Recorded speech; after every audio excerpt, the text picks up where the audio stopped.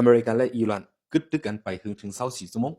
อิสราเอลเอามินตึก50ไปเลยตั้งหมักนูไฟตั้งน้ำตั้งไหลปล่อยใส่ที่เมืองเลบานอนที่เวงเปรุตในลู่อย่างซึ่งน้ำกวนในลู่ไหน250ไปเสียเลยกวนอันบาดเจ็บมีกว่าเฮงไปเอาครับเมื่อในวันที่9 วัน 4 เดือน 2026ครับเขาย้ำเขาขึ้นตอนนอกเมืองอันเป็นอยู่ย้ำตัวเลียวในเพราะย้ำอันอเมริกาและอิหร่านกึดตึกกัน15 วันในซึ่งอิสราเอลได้ก็ว่า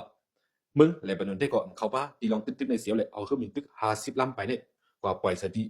เวงปีลุดที่เมืองเลบานอนไล่ลู่อย่างซุ่มน้ำขึ้นตึกอันใหญ่อันสูงเกินปังตกเสือกวนไล่ลู่อย่างซุ่มน้ำเปียวก็กวนไล่ลู่ตายกว่า250แบบอันทบออกเลยเปียวก็อันหมัดเจ็บซ้ำมีกว่าเฮงไปเอาในก็เย็นกับลองจังในเสียวเลยเนี่ยลองอุบอู้กันในซ้ำตีปีนมากแข่งอยู่ค่าลองขึ้นตึกในปีนจังคือกว่าในข้าวเดี๋ยวข้อมูลนั้นสิดีขึ้นมาหลัดในปันพี่น้องของฟันเอาในเขาตั้งกึศ15 วันในอเมริกันว่าให้อิหร่านเขาผุยบันเส้นดังตีของหมดในจึงกวยกะในเขาตั้ง24 ชั่วโมงในอิหร่านตึกผุยบันคือด่า6 ลำกวยค่ะเมื่อกูบอกในเขาตั้ง1 วันในคืออันลัดกว่าที่เส้นดังของหมดในอันย่อมปัก2 ปักซะนี่ค่ะกวยกะเขาตั้งกึศตึกกันเปลี่ยน1 วันอย่างในสีดาก็ตึกผุยบันคือด่า6 ลำกวยค่ะทางเรา1 3ในเขาได้มีลองอุบอู้กันเกี่ยวกับเรื่องงามเย็นที่เมืองปากีสถานลองเขาที่อุบอู้กันนั่นในซึ่งอิหร่านที่เขามันย้อนไว้ที่มี10 ข้ออเมริกันซ้ำตีย้อนไว้15 ข้อครับนั่นในเขาเดี๋ยวเขาลองอย่างมันสิมาละในปันพี่น้องเขากว่าเขาเนาะอิหร่านย้อนไว้ที่ก็มันเขาย้อนจะถึงขนาดในจึงลองอันกึดตึกในมันเขากึดตั้งกึดตึกอเมริกันอิหร่านอิสราเอลมันใครกึดตึกปะที่เมืองเลบานอนได้ครับเมื่อย่ำอันอิสราเอลเอาหมักตั้งน้ำตั้งไหลมาปล่อยเสียที่เวงปีรุดที่เมืองเลบานอนได้ก็ไผ่พ้องลงที่เมืองอิหร่านได้10 พึ่งจูจีพ้องลงปากีสถานกำเหนียวมัน10 พึ่งกว่าถึงขนาดในจึงเขาว่าเขากึดตึกกันเนี่ยเป็นสังเลยที่เมืองเลบานอนได้ซ้ำส่วนกึดตึกป้าละส่วนอุบอูป้าฮะลองเมืองเลบานอนได้เนี่ยเว้ยกับพ้องลงที่เมืองปากีสถานขึ้นว่าลองในเขาอุบอูป้าเพราะกึดตึกในที่ได้กึดตึกสิงเว้ยกับอิสราเอลในซ้ำอันพ้องกึดตึกซ้อมที่เมืองเลบานอนได้ครับอิสราเอลสำคัญว่าจะถึงขนาดในจึงเขาได้กึดตึกกันตั้งอิหร่านเว้ยกับที่เมืองเลบานอนเนี่ยเขากึดตึกในเวลาก็อิสราเอลมันมีแผนการตอนแต่เฮอิหร่านออกว่าที่ลองงามเย็นลองกึดตึกกันใน5เนี่ยอันนี้ก็หลีวนลองหนึ่งเขาพอถึงมาวันศุกร์เมื่อพุกในค่ะเนาะเมื่อพุกในถึงเขาได้มีลองอุบอู้กันที่เมืองปากีสถานครับลองอันเขาได้อุบอู้กันนั่นในถึงอเมริกันได้ก็อันมันย้อนไว้เขาลองอย่างมันได้ก็มันได้ย้อนไว้ให้อิหร่านเขาย่าแบบหมักนูไฟไว้เอาก็หมักนูไฟอันแห้งมันสิเปียวก็หมักนิวเคลียร์ที่ได้ย่าแบบที่ได้ผุยบันเส้นน้ำของมดในเตรียมอะไรเอากาเอาขวัญมันสีย่าเสียเลยที่ได้ให้ผุยบันให้มันกว่ามาเลยเหมือนเก่าเขาไม่สามารถอิหร่านเตรียมอะไรเอาหมักมือขึ้นย้ำเงินตองกันกำจอยแถมเมืองอันมีหิมหอมซึกเซาคืออันมีตีหิมหอมเมืองเขาอันนี้ที่ก็เป็นอเมริกันเขาดีย้อนไว้อันลำลองมันกันเนาะอิหร่านซ้ำย้อนไว้นั้นสมบัติคือคลาในจึงปันสุนเมืองเขาไล่เหตุการณ์ไปแบบนี้หลอดเร็วๆเตรียมไล่ปีนเมืองอันพิพักไปแบบนี้ทางเราหนึ่งซ้ำเมืองเขามีส่วนเหตุอะไรหมักนิวเคลียร์เขาจอมปักเมืองลุงฝักเหตุเลยหลอดเร็วๆ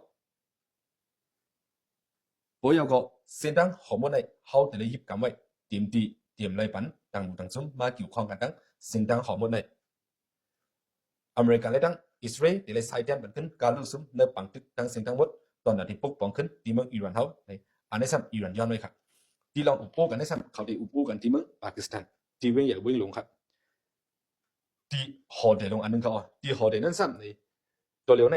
อันเป็นเมืองปากีสถานที่เมืองซึกใหญ่เขาภูมิจันทร์เขาจะได้ในเขาอันก่อนกว่าเอาห่มลงไปที่ฮอเดนั่นยาวตัวหนีงามเขาเดี๋ยวก็แคบอันมาลิวที่ฮอเดซีวานึงก็รีบออกไปตั้งสิงคโปร์ครับอันปันแคบมาสีก็ครับ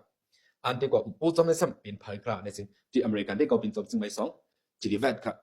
จีดีแวดในซ้ำไล่จะลองห้ามเย็นอะไรจะปังตึกจีดีแวดในดีกว่าอุปโภคลองห้ามเย็นครับภายอิหร่านเขาก็ได้เป็นอันสูงสุดมันเขาอันสูงสุดที่เมืองอิหร่านเขาได้ก็ดีกว่าอุปโภควันครับเมืองปากีสถานในซ้ำได้เป็นเขียวในเกมมันอันอุปโภคเลยลองห้ามเย็นในสิอันเอาหน้าเอาตาไว้อยู่กูตีๆนั่นเขาจันก็ปากีสถานเฮ็ดปันเขียวในกลางมันเสียเลยเฮ็ดให้ปังกึดเฮ็ดให้ลองกึด15 วันในเป็นมาสิ10กึดดีกว่าต่อสู้ต่อปันในปากีสถานในซ้ำแถวหน้าเอาตาในเว้ยกับไผ่อิสราเอลเขาก็ตีมาอุ่มจอมอยู่ครับอันอิหร่านย้อนนั้นซ้ำย้อนว่าอย่าให้อิสราเอลเขาในกว่าเขาตึกที่เมืองเลบานอนยาว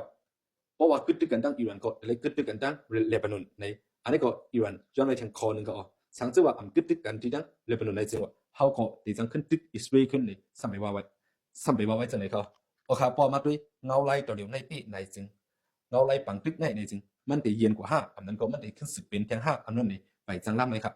แล้วอันเขากึดตึก15 วันในตีเป็นเงินเงาลงตอนนั้นที่กึดตึกกว่าเขายาวค่าอันนั้นก็ ลองอันเขากึดตึกสิภาวะเนี่ยเป็นตอนจากเขาตั้งถอยใจจูเก็บปันใจลือคือสิตอนนั้นที่เป็นมาปังจุดลงค่าห้ามันเขาขับเลยมาเปิดด้วยจำกันครับพอมาเป็นเงาไล่อิสราเอลตัวอยู่เนี่ยมันเลียบค่าอิหร่านเนี่ยมากกึดตึกที่เมืองอเมริกันที่เมืองอิสราเอลครับย้อนกับสังขารเนี่ยจริงมันเคยถีบอิหร่านเนี่ยออกว่าเกี่ยวกับเรื่องในรองงำเย็นในเขาพอมาเป็นปืนการอิสราเอลเนี่ยมันอับไก่เหตุจังไรเขา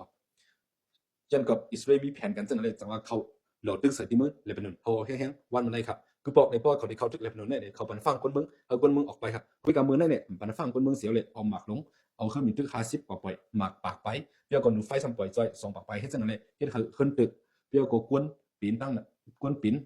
ก็ปีนกวนอันมาเจ็บก็มาเจ็บเพื่อก็ห้องยาในก็เตรียมปิกในสิทีเมืองเลบานอนเขาก็เลยมันว่ามันได้เป็นวันอันคิงเงามองจะเลยสิเป็นที่สุดในเป็นมาจังไหนก็โอเคเงาเลยปันตึกเด็กก็เป็นมาจังไหนครับเอาคัดสืบเปิดด้วยสำคัญแค่ครับว่าที่เป็นมาจังหือ